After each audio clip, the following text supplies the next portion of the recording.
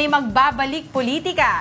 Former Senator Bam Aquino is now gearing up for his political comeback in next year's polls.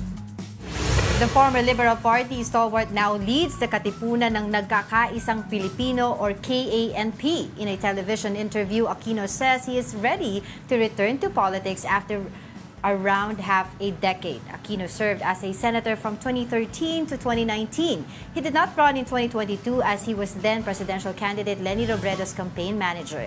In the 2019 midterm polls, he failed to win his re-election bid under the Ocho Derechos slate. Now let's talk more about his plans ahead of the 2025 elections. We have with us now former Senator Bam Aquino himself joining us live here in studio. Hello! Happy brunch, Hey. Angela. Happy brunch. Paring Thank you. Diego. Yes. Hello, hello. Bakit pare? Magkakilala na ba kayo noon? Actually, meron kaming secret past ni Mr. Diego What's Castro your over past? there. Oh yeah, magkasama kami ni Senator Bam sa TV show before. Yes. Nagkakabukingan ng edad. Oo nga. How old were you then? 80s. In Ah, the 80s. 80s, I was 9 years old. Diego was 11. Oh, so wag na kayo mag-compute mga branch. So, Medyo aabot po ng 30 years more. yes, more. More than 35 years ago po yun. Yeah, that was the show that was produced by my mom. Yes. And he got a different talented individuals together. Na ngayon iba-iba na rin ang karera. Kumbaga. Yung Very successful. pinaka-naughty sa aming cast nun, si Diego. And Senator Bam was the funniest. Oh, wow! Talaga? You were always the funny one. We had that joke wall thing. Ikaw lagi nilalagay. Wow! I'm so happy na sinabi Naalala ko I niyo was pa the yun. funny one. Sobrang nakakataba yun ng puso ko, pare. But we go a long way back. Yes, And, can I just say I'm so happy to see the two of you on the show. Yes. Of course. We've So known happy each other to have for a you. long time and happy to be part of your Well, brunch thank you show. for joining Oo. us. Dati, chine-chase ko lang to lagi sa Sonic, sa Sonic. Congress, di ba? Sige, let's start Anyway, off. sige, Senator go Bam, mainit ka this week. A lot of reports came out that you decided to run for the Senate seat again. But ito, ang medyo mainit na issue is, hindi daw sa Liberal Party. No, so as early as 2019, umalis na ako sa Liberal Party, Yeah. Diego, Angela. And I was happy to be a private citizen in 2019. And then in 2022, nahiling ako ni Vice President Robredo at that time to run her campaign. But around that time, may nabuo na rin na bagong partido. The youngest political party in the Philippines, yung KNP. Yes, no? yes, yes. And yung nagbuo nito, mga young, dynamic, innovative, young leaders from all over the country. Binuo nila yan para sa kandidatura ni Vice President Leni. And after the elections ng 2022, after May, nag-usap-usap yung grupo at sabi nila, baka magandang ituloy pa rin natin to. Let's still pursue this party as the youngest political party in the Philippines. And this May, kasi 1 year na before the midterms, hiniling nila ako to be formally the chairman of the group. And I accepted. So you're part of the founding group of this new political party? Yes, so I was one of the advisors of this political party.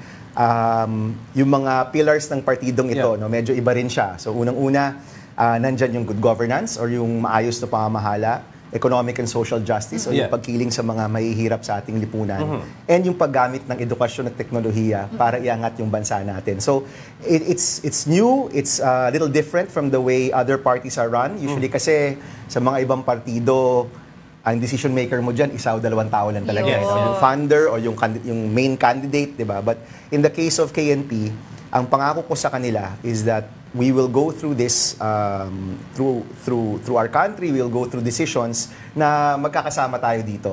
And we're all peers here, no? So it's a small group, hindi naman siya ganun kalaki, but malaki yung potential. I'm quite excited when I meet with this party.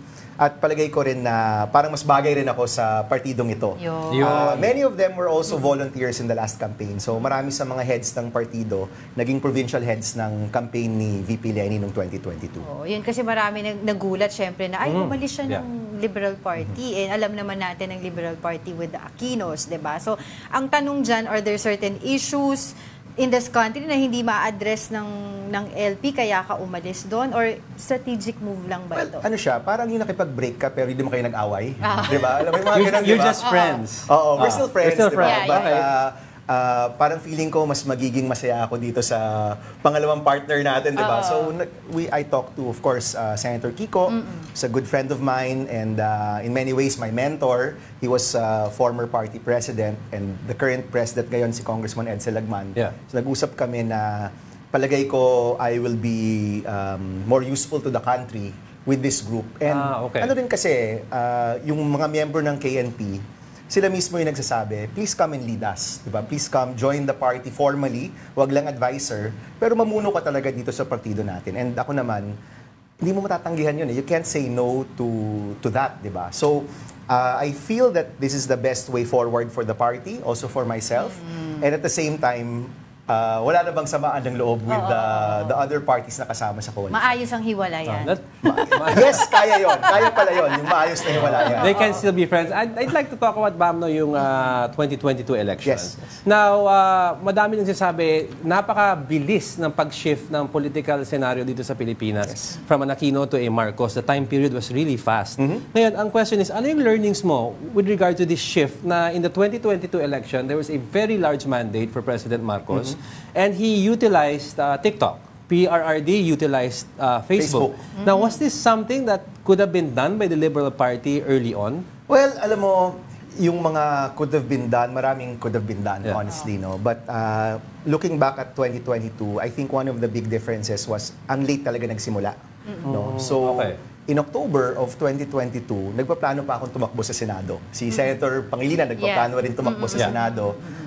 We were all gearing up for that. Of course, when Vice President Lenny decided to run, nag-iba yung mga roles namin. I took on the campaign manager role, and si Kiko, Senator Kiko, ran for Vice President. No? So, nag-iba, and then, nung araw na nag-announce si VP Lenny, she had just decided really a few days before that. So, pati yung pag-organisa ng mga tao, ng mga volunteers, it really started bandang December na. You know? So, I think one major learning is, hindi ka pwedeng late magsimula. That's why ngayon, Mayo pa lang, nag-aanunsyo na tayo. We're hoping that yung mga taong lumabas at nagising nung nakaraang kampanya, nandyan pa rin sila para tumulong sa kampanya natin. That's first. Pangalawa, nakita rin natin yung lakas ng social media. Yes. Now, ang magandang pangitain dyan is that by April and May of 2022, nakakasabay na tayo dun sa social media ng administration at that time. Yeah. No? So, it is very possible na makipagsabayan ka sa social media, but you need time talaga and resources to be able to build up to that. Ngayon, kung makikita mo, because I would say yung trolling is less now, fake news I think is also a little less now, makikita mo na mas malaya ang social media space natin. Meron pa rin disinformation, of course. Deepfake. Deepfake, but siguro in many ways, medyo mas naging maalam na rin yung taong bayan. Yeah. In 2016, parang na-caught off guard tayong lahat sa social media with the level of trolling, violent speech, you know, talagang parang grabe yung, parang tsunami siya, no? But as the years went on, parang yung mga tao got smarter, no? Medyo alam na nila na may fake news, alam na nila na may mga bagay na clickbait, di ba? So people are smarter now. But that being said, syempre, kailangan makikipaglaban ka pa rin in that realm. No? Kailangan kung gusto mong makipagkompetensya sa social media, on ground, sa mga volunteers, you know, kailangan mong gawin yung kailangan mong gawin para lumaban sa larangan na to. Right. Pero kasi you said nga, no, maaga ka nagsabi na you're interested to run again for the Senate. And usually kasi dito sa Philippine politics, pag maaga ka nagsasabi na tatakbo ka, sinasabi nila maaga kang mahahanapan ng butas, maaga kang malalaglag or whatsoever. Did that come to your mind before? Hindi naman. Hindi naman. No? I'm proud of my track record sa Senate. No? Marami tayong batas na naipasa. Including of course the Free College Law, the Competition Act, the Go Negosyo Act. So, palagay ko nga, parang wini-welcome ko yung wini-welcome ko yung pagkilati sa atin. I welcome that, no? In fact, palagay ko mas maganda nga na tingnan nila yung track record, tingnan nila yung mga nagawa na natin. In the end, kung yan disadvantage sa iba, palagay ko advantage yan sa akin. Right. I'd like to pick your brain about the current state of education in the country. Now, we've seen several reports come out that Ateneo's rankings have dropped, so has other universities. A lot of issues about reverting to the old school calendar. Dapat hindi daw ginawa. Some people say dapat infrastructure na lang or bigyan mas madaming sweldo yung mga teacher. What is your take on how this administration is handling all these issues? right now, firefighting yung nangyayari, no? Ang raming issue and itong nakaraang buwan, ang raming araw ang nawala dahil sa init ng classroom. Yeah. So literally, mainit yung classroom, di ba? Nung bata tayo, hindi natin maiisip na makakancel yung class dahil sa init ng classroom. So, ulan. Ulan. Ulan, di ba? So, baha at lakas ng ulan, never init, di ba? So, ibig sabihin yan, yung mga challenges natin, pabago-bago din, di ba? AI is here already. Yeah. Paano i-handle yan ng ating teachers, ng curriculum natin. The teachers are also feeling the cost of living crunch, no? Lahat ng kababayan natin nararamdaman yan. But the teachers also feel it, no? Yeah. And many studies will show yung kalagayan ng isang eskwelahan is largely because of the teachers. Kung gaano kaganda yung maibibigay na edukasyon sa mga bata, yan ay dahil sa mga guro natin. So, ang laki rin ng focus sa kanila. So, pagdating sa edukasyon, everybody has to come together. No, ito yung mga issues na wala dapat politika, wala dapat kulay, lahat dapat nagtutulungan. So, unang-una, kailangan nating i-revisit yung curriculum natin. Yes. Relevant pa ba to? Ito ba ay magbibigay ng mga graduates na may kakayanan na makipagsapalaran sa merkado? A lot of students now, even if they graduate, walang trabaho. That's right. Which means hindi integrated yung ating tinuturo at yung pangangailangan ng ating merkado. Our facilities need to change with climate change. It needs to be more high-tech kasi hindi na kaya ang walang internet, no? Yes. Education and internet connectivity go hand in hand already now. That's right. So marami talagang challenges. And ako naman, lahat ng mga, di ba sabi nga nila, how do you eat an elephant, di ba? Yeah. One bite at a time. So, iisa-isahin mo yan at kailangan seryoso yung ating pagdanasa na talagang ma-resolve yan. Because at the end of the day, yung isang klarong paraan para umangat ang isang bayan is through education. That's right. Yan, tanggap yan ng sino man, di ba? Yes. So, we need to focus on this. Marami mga issues, but isa-isahin natin from our facilities to our teachers' care Yes. and their yung kalagayan ng mga Quality of guro education. natin, yung curriculum, That's right. and of course, yung internet connectivity. Hindi siya one size fits all. Yeah. You know, marami mga solutions, kailangan isa-isahin natin yan. During my time in the Senate, yung naging focus was really access. No, maging libre yung kolehiyo. And gusto ko lang to i-bring up because during that time, napasa ko yon as a member of the minority. Yes. No, and may mga nagsabi kay President Duterte, wag pirmahan yung batas na yan kasi galing yan sa minority. But he still signed it. Yeah. And in the end, nung pinirmahan niya yung batas na galing sa minority and everybody supported it, it became one of their top accomplishments during that administration. So, pakita lang, I mean, it just goes to show na may mga bagay na kapag nagsama-sama, Yes. kapag nagtulungan, yung taong bayan yung pwede mag-benefit. No? And I hope ang edukasyon, isa yung larangan na pwede tayong mag-ceasefire muna, mag-focus tayo dito at That's bigyan right. natin ng pansin yung mga problema ng mga kabataan natin. Right. Okay, so let's go to foreign policy. You mentioned earlier kasi na walang politika, walang kulay Yes. pagdating sa pagmamahala ng ating bansa. No? And right now, a lot of people are saying na ang PBBM, what's your assessment no sa PBBM sa foreign policy? Sinasabi kasi nila it's too West-centric as compared naman to former PRRD's policy before na medyo geared towards China. But what's your assessment on Right now, ako I'm in favor of the current foreign policy of the government, no, and especially yung mga moves ni Secretary Manalo, Secretary Chodoro, no. Kailangan nating paglaban yung ating bayan. We have to make a stand on that. And you know, tinanong nga ako nito the other day, sabi, hindi ba daw ironic na yung posisyon ng gobyerno ngayon very similar sa posisyon ni Pinoy. No, and I said, alam mo, hindi yan ironic kasi nung time na yon tama yon at yung time ngayon tama pa rin yan. So it shouldn't be ironic just because isa tinulak ng isang Aquino at yung isa tinulak ng isang Marcos. Hindi siya dapat ironic.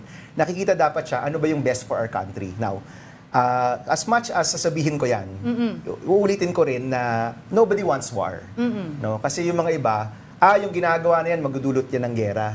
But I don't agree. We can be firm, pwede tayong matibay sa posisyon natin, pero sigurado tayo na hindi tayo aabot sa gera, di ba? I don't even think China wants war with us either. The US also doesn't want war in this region either. Yes. Pero kailangan, kahit you're doing everything para hindi magkaroon ng gera, pwede ka pa rin maging matibay sa posisyon mo. And the other day, I think si Gretchen Ho, one of your colleagues, was there in Zambales. Yes. No? Atin ito. Oo. So I was a guest in in the big story, and habang kinakausap siya doon while she was there, and she was covering itong mga maliliit na bangka, no, maliliit na bangka at the West Philippine Sea. And of course, makikita mo sa malayo yung malalaking ships ng China. Alam mo, honestly ako, it reminded me of people power eh. Yeah. Yun yung naalala ko eh. Kasi, sipin mo itong mga fishermen na ang lilit itong mga bangka nila, siguro kung mahipan lang yan ng mali, baka tumaob sila. Correct, yes. And yet, hindi sila natatakot na harapin yung mga barko ng China. I mean, yan yung tapang na kailangan natin ngayon, di ba? And we need to support our fishermen, we need to support our military, para klaro na yung buong bayan natin, suportado yung ating paninindigan dito sa ating teritoryo. Well, at least regarding these issues, nakukuha natin yung pananaw mo. But lastly, we're gearing towards, of course, malapit na yung election. And now there is a rift between, surprising rift between PBBM and PRRD.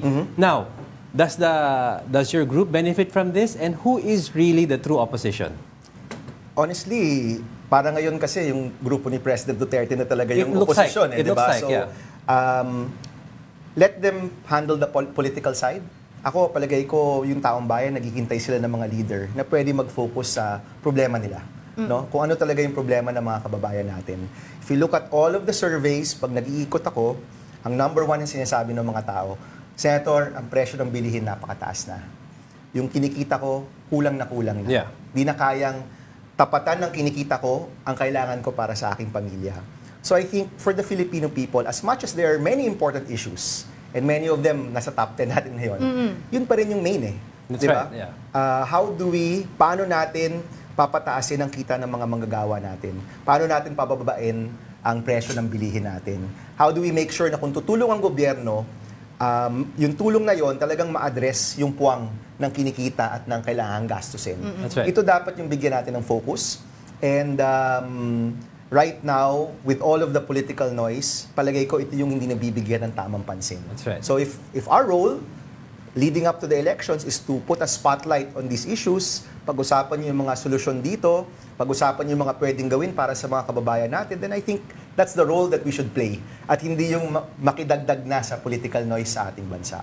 Ayun. And finally, of course, Senator Bam, what can they expect from your party? Yun. Sino mga kasama mo? And the party Pupunuin ba yung Oo. slate? Yeah, No, that's well, right. right now, walang intention to fill up the slate.